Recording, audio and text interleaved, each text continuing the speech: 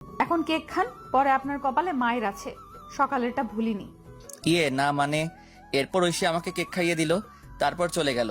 তারপর আমরা খাওয়া দাওয়া করলাম, সবাই চলে যেতে লাগলো বিদায় দিয়ে। তাই আমরাও চলে যাওয়ার জন্য আঙ্কেলের কাছ থেকে বিদায় দিলাম।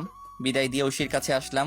ঐশীর কাছে এসে বললাম, যাচ্ছি তাহলে। তখন আমাকে একটা নীরব জায়গায় টেনে নিয়ে আসলো আর এসে আমাকে কিল ঘুষি মারতে লাগলো। আমি এসব কাণ্ড দেখে একা একা হাসছি। আর কোনো দিন যদি দেখি আমার সাথে এমন করতে।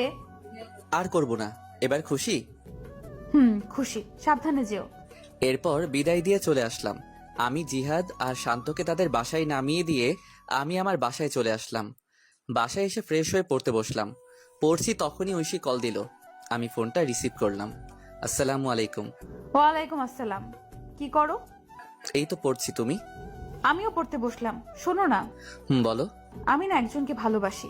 সাথে সাথে মনটা খারাপ হয়ে গেল, হাসি মুখটা মলিন হয়ে গেল। তখন আমি বললাম, ও ভালো তো। তুমি কালকে ওই জায়গায় আসবে। কলেজ শেষ করে সময় পেলে আসবো। আসতে হবে। আর শাড়িটা কিন্তু খুব সুন্দর হয়েছে। ধন্যবাদ। কালকে স্কুলে যাব না, বুঝলে? আচ্ছা ঠিক আছে। এরপর আরো কিছু কথা বলে ফোনটা রেখে দিলাম আর বলতে লাগলাম, আমি যে তোমায় বড্ড বেশি ভালোবাসি। কেন বুঝতে পারো না? আমার চোখের সামনে অন্য কারো হাত ধরে বলবে এটা আমার ভালোবাসার মানুষ। কালকে এই দৃশ্য আমার জন্য অপেক্ষা করছে। না, আমি পারবো না তোমায় ছাড়া থাকতে। এই বলে নিজের হাত কেটে ফেললাম।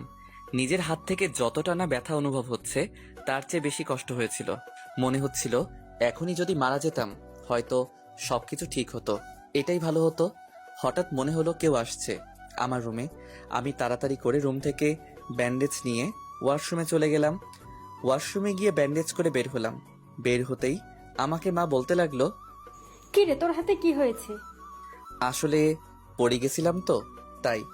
দেখে চলবি না, কি যে করিস। মা কিছু হবে না, তুমি যাও, আর আমি খেয়ে আসছি। খাবো না? আচ্ছা। এরপর মা চলে গেল। আমি বিছানায় শুয়ে পড়লাম। শুয়ে শুয়ে ঐশীর কথা ভাবছি। মেয়েটা কি সত্যি আমাকে ছেড়ে চলে যাবে? তাকে ছাড়া কি করে থাকবো? এসব ভাবতে ভাবতে কখন যে ঘুমিয়ে পড়লাম মনে নেই। সকালবেলা ঘুম থেকে উঠে ফ্রেশ হয়ে রেডি হয়ে নিলাম। তারপর অল্প খাবার খেয়ে কলেজে চলে আসলাম। আসলে সবকিছু করছি আগের মতো, কিন্তু ওই যে মন ভালো না থাকলে কিছু ভালো লাগে না। কলেজে গিয়ে চুপচাপ বসে আছি আর সবার সাথে হাসি মুখে কথা বলছি। এভাবে কলেজের ক্লাস শেষ করে বন্ধুদের সাথে করে নিয়ে সেই জায়গায় চলে আসলাম। আসতে অনেকটা দেরি হয়েছে। আমি এসে দেখি একটা পিচ্চি মেয়ে শাড়ি পরে বসে আছে। আমি ভালো করে দেখলাম এটা আমারই পিচ্চি। পাগলিটাকে আজ খুব সুন্দর লাগছে। কাজল কালো দুটি চোখ, পাতলা দুটি ঠোঁটে হালকা লিপস্টিক আর হাতে কাচের চুড়ি, দেখতে বউ বউ লাগছে। আমি কাছে গেলাম। আমি যেতেই আমার থেকে মুখ ঘুরিয়ে বসে পড়ল।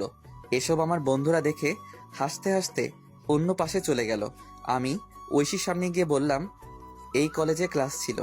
তোর হাতে কি হয়েছে? হাতে ব্যান্ডেজ কেন? মানে কেটে গেছে। আমার তো কাটা মনে হচ্ছে না, অন্য কিছু মনে হচ্ছে। আরে বাদ দাও, তোমার ভালোবাসার মানুষটা কই?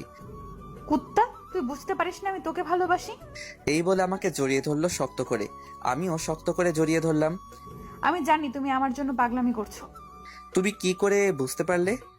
হার্টে কানেক্টেড, বুঝলে? বুঝতে পারছি, এবার ছাড়ো। না, আর একটু। এটা পার্ক কিন্তু। তখন জিহাদ বলতে লাগলো, সবাই ফ্রিতে সিনেমা দেখছে। আমি কথাটা শুনে ছেড়ে দিলাম। আর ঐশী বলল, আমার চকলেট কই? মনে নেই, কি? যাওয়ার সময় কিনে দিব। এবার খুশি?